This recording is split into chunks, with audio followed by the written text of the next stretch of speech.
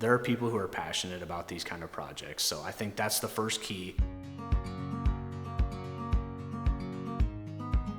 So over the years of living in O'Neill, we've lived here for about 12 years, and we've realized in rural Nebraska that housing is a problem, and it needs to be addressed. So through the various boards that I've been on, we've talked about a lot of different solutions.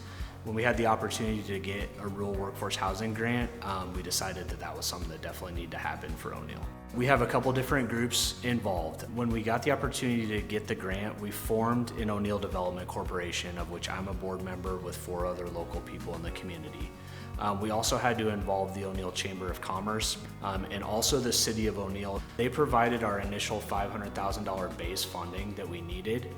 If we were able to raise that, then we were able to get $1 million from the state of Nebraska. So the total amount we had was $1.5 million.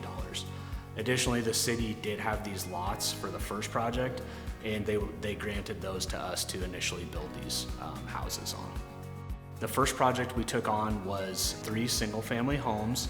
2 of them are sold, and we're inside the one that is still waiting to be sold, so we've had good success.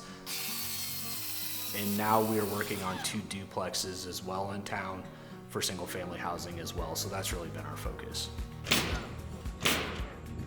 We were all about encouraging building more houses. So it's not just the purchasing of houses that is on a rise for rural areas, but also rentals as well is a really key factor. So that's kind of why we ultimately went towards duplexes too, on the scale of wanting to provide rentals as well. So for me personally, there's so much demand. It's just wild, and the opportunities are great. So now that we've used that money, we get to keep that money and keep recycling it into new housing projects in O'Neill, which is huge for future development.